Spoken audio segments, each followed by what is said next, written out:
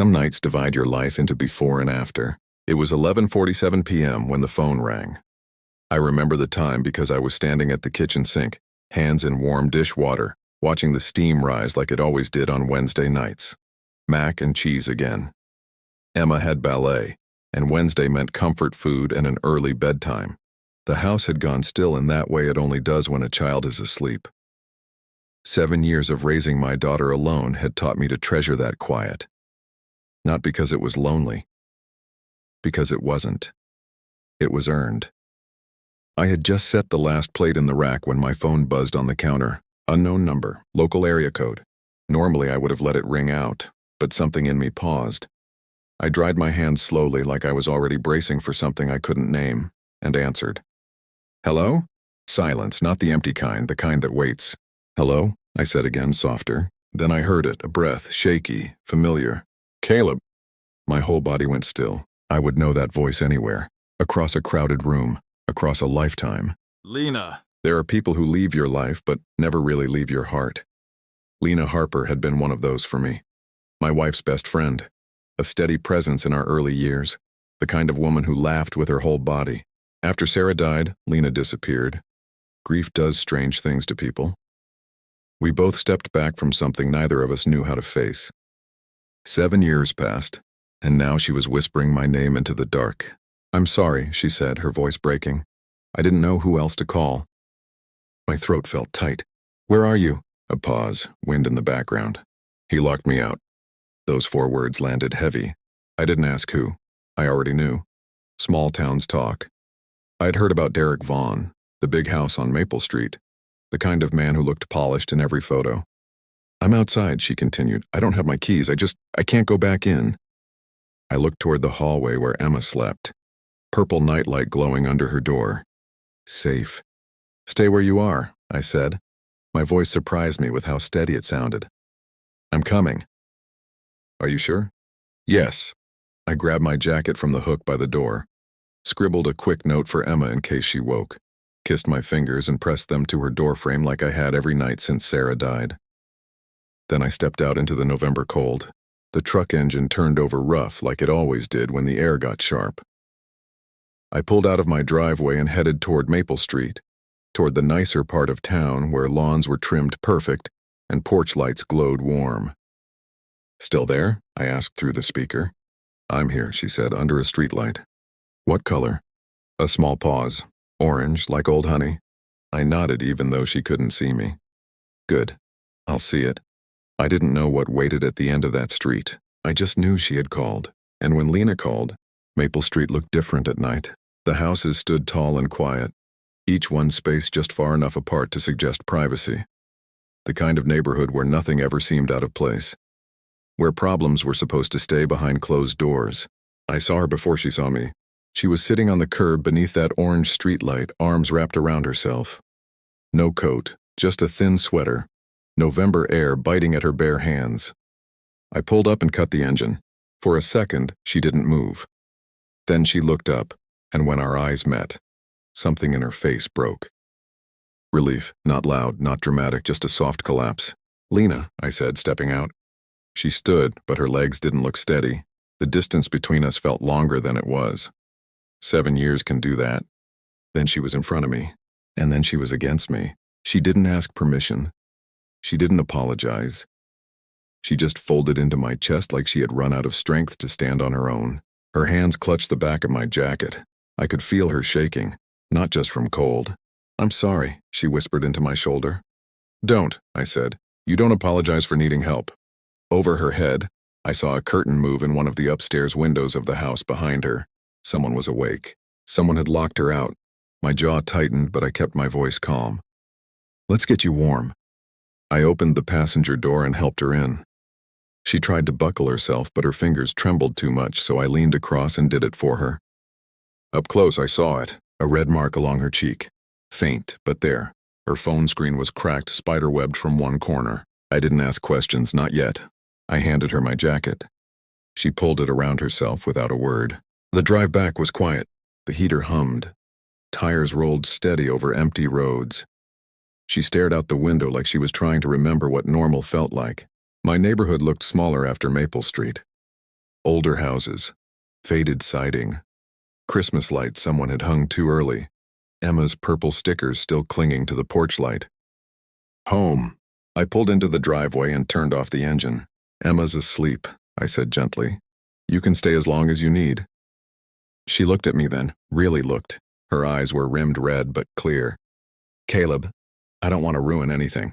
You didn't, I said. You called, I came, that's all. Inside, the house smelled faintly like cinnamon and laundry soap. Familiar. Safe. I locked the door behind us. Deadbolt, chain, habit. I saw her shoulders loosen at the sound of the lock sliding into place. Safe. The spare room was ready in minutes. I hadn't changed it much since Sarah passed. Soft blue walls. A quilt folded at the foot of the bed. Lena stepped into the doorway and froze. This was hers, she whispered. Yeah. She ran her fingers along the edge of the dresser, like she was touching something fragile. You kept everything. Some things aren't meant to be erased. She nodded slowly. Get some sleep, I said. We'll talk in the morning. She turned toward me then, like she wanted to say something more. Maybe about the years between us. Maybe about that rainy day at the funeral when almost meant something else. But she didn't. She just closed the door softly. I stood there for a long time listening to the quiet house breathe. Emma upstairs, Lena down the hall. The past and the present under one roof again. And I knew even then this night wasn't just about a locked door. It was about something breaking open. I didn't sleep much that night. I lay on top of the covers fully dressed, staring at the ceiling, listening for sounds that never came. The house creaked the way old houses do when the temperature drops. Pipes ticking, floorboards settling. Every noise felt louder than usual. Not because the house had changed, because my life had. Every time I closed my eyes, I saw her on that curb. No coat, no keys, no one else to call. He locked me out. Those words kept circling. I'd only seen Derek Vaughn once. At the grocery store. Tall, polished. The kind of man who looked like he belonged on a billboard for success. His hand had rested on the small of Lena's back like he owned the space behind her. I'd turned my cart around that day. I told myself it didn't matter, but it did. Just before dawn, I gave up on sleep and went to the kitchen, started coffee. The old drip machine Sarah bought at a yard sale still worked fine. She used to say fancy didn't mean better. The sky outside turned from black to gray to soft pink. I heard footsteps behind me. Lena stood in the doorway, wrapped in my jacket again. Hair down, face washed clean. She looked smaller somehow, not weak, just worn thin. Coffee? I asked. She nodded. I handed her a mug the way she used to take it years ago. Black, no sugar. Our fingers brushed for half a second. It felt like touching a live wire. We sat at the kitchen table, same table where she and Sarah used to laugh over stories that didn't include me. Same table where Emma learned to color inside the lines. He hates that I took the job, Lena said quietly, staring into her cup. What job? The nonprofit downtown. I started 6 months ago. Better hours. Something that felt mine. She paused. At first it was small things. Questions about where I'd been, who I talked to, suggestions about what I should wear. He said he just wanted to protect me. Her hands tightened around the mug. Then it became checking my phone. Showing up at my office. Calling if I didn't answer within minutes. I stayed quiet, let her speak. He never hit me, she said quickly. Not like that. But he'd grab my face when he was angry, make me look at him, tell me I was ungrateful, that I was lucky he chose me. My jaw tightened, but I kept my voice steady. And last night? I stayed late at work. When I got home, he was waiting. He went through my phone, threw it against the wall, told me if I loved my job so much, maybe I should sleep there. Her voice dropped to a whisper. Then he locked the door. We sat in silence. Upstairs, a floorboard creaked. A few seconds later, small footsteps padded toward the stairs. Dad? Emma called. Why are you up so early? Lena wiped her eyes quickly. In here, sweetheart, I answered. Emma appeared in the doorway in purple pajamas, hair wild from sleep, clutching her stuffed elephant. She stopped when she saw Lena. Miss Lena? Lena smiled through tears. Hi, Emma. Emma walked straight to her and wrapped her arms around her waist. I'm glad you're here, she said simply. Dad talks about you sometimes. Lena's breath caught. Emma pulled back and studied her face carefully. Are you sad? When I'm sad, Dad makes pancakes. I met Lena's eyes over Emma's head, Maybe healing doesn't start with big speeches. Maybe it starts with pancakes. We made pancakes. Emma insisted on stirring the batter. Flour ended up on the counter, the floor somehow even in her hair. Lena laughed for the first time since I'd picked her up. A quiet, surprised sound like she hadn't expected it to come out. The kitchen felt warmer than it had in weeks. Emma talked the whole time, about a spelling test, about a boy who wouldn't share crayons, about how purple should be the official color of everything important. Lena listened like it mattered, asked questions, smiled in the right places. For a few minutes, it almost felt normal. After Mrs. Chen picked Emma up for school, the house grew quiet again. Lena stood at the mantel staring at a photo from Emma's first birthday. Sarah holding cake in one hand, Emma in the other. Lena standing beside them, her arm around Sarah's shoulders. "We were so happy," she said softly. "We were," I answered. She turned to me. "Why did you answer last night?" The question wasn't about the phone. It was about the years. "Because it was you," I said. Her eyes filled. "Even after I disappeared?" "Grief makes people run," I said gently. "I figured you were trying to survive." She swallowed hard. "That night at the funeral, in the rain, I know." We let the rest hang there. Some memories don't need finishing. She took a breath. "I need to go back." My chest tightened. "Why?" "My things, my documents, everything I own is in that house." "You're not going alone." She hesitated, then nodded. "Okay, together." We drove to Maple Street in daylight this time. The house looked less perfect in the sun, paint peeling near the garage, a gutter hanging loose. Derek's car wasn't there. Inside, the air felt cold. Her boxes were already packed, 3 of them, neatly labeled in his handwriting. I opened the first one. Her clothes had been cut apart. Every shirt sliced down the middle, dresses and ribbons. The second box held photographs, torn into pieces. Wedding photos of her parents, pictures of Sarah, of Emma as a baby. The third box held jewelry, bent and broken. Her grandmother's necklace snapped clean in 2. "He did this last night," Lena whispered. While I was outside, something inside me went very still. "We're documenting this," I said quietly. "And we're filing a report." She looked at me like she wanted to argue.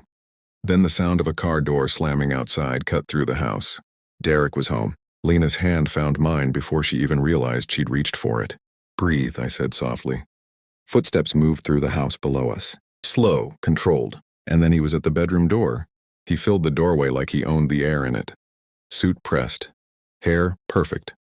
Not a wrinkle on him anywhere. If you didn't know better, you'd think he'd just come from a board meeting instead of walking into a room full of shredded clothes and broken photographs. "Lena," he said, smooth as ever. "I was wondering when you'd come back." She didn't step behind me, but I felt her move closer. "You locked me out," she said quietly. He tilted his head. "You left after we argued. I told you to cool off. You're confused." The way he said it, calm, patient, like she was a child misremembering a story. I held my ground. "We saw the boxes," I said. "We documented everything." His eyes shifted to me then, cool, measuring. "And you are?" "Caleb." Recognition flickered. Not surprise, calculation. "Oh," he said softly, "the widower." Lena's fingers tightened around mine.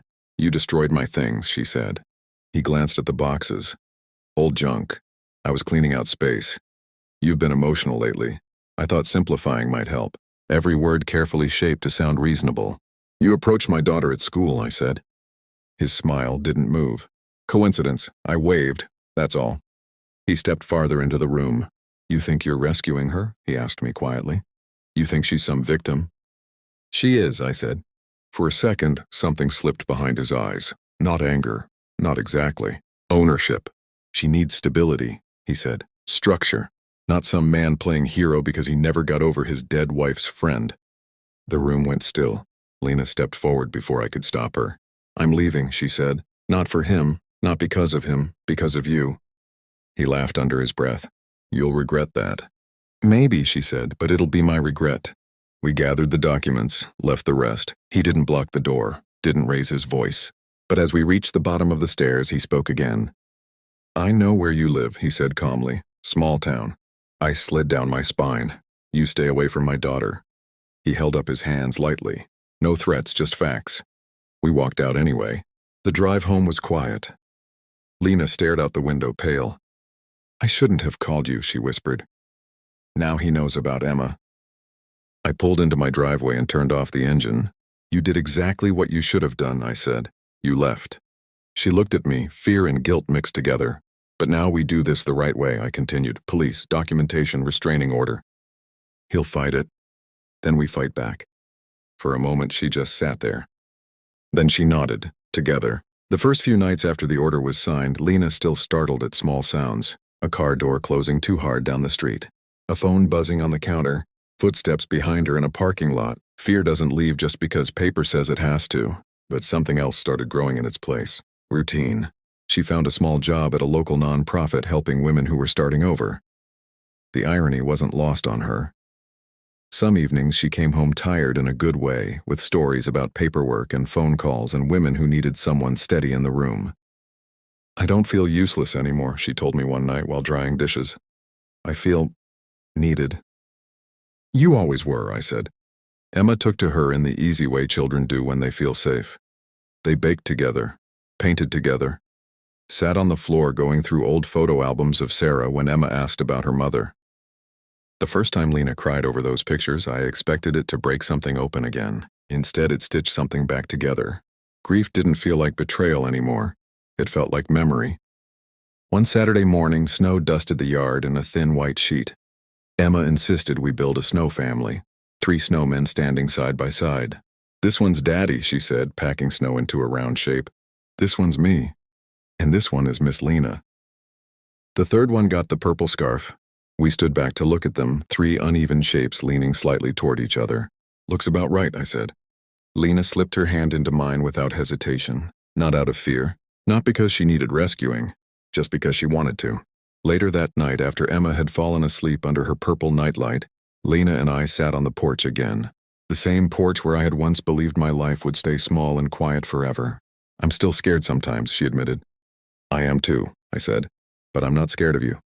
There was something steady in her voice that hadn't been there before. I don't want to rush, she continued. I don't want to pretend nothing happened. I just want to build something slow, something that doesn't disappear when things get hard. We can do slow, I told her. Slow is good. She looked at me then the way she used to look at Sarah when they shared a private joke. Soft, open. I love you, she said. The words didn't feel rushed or desperate. They felt earned. I love you too, I answered. Not because I saved her, not because she needed saving, but because somewhere between that midnight phone call and the quiet mornings that followed, we stopped running from what had always been there. Some phone calls split your life into before and after. This one didn't just change everything. It reminded me that sometimes love isn't loud. Sometimes it's just opening the door when someone knocks in the dark, and choosing to keep it open. If this story found a place in your heart, stay a while.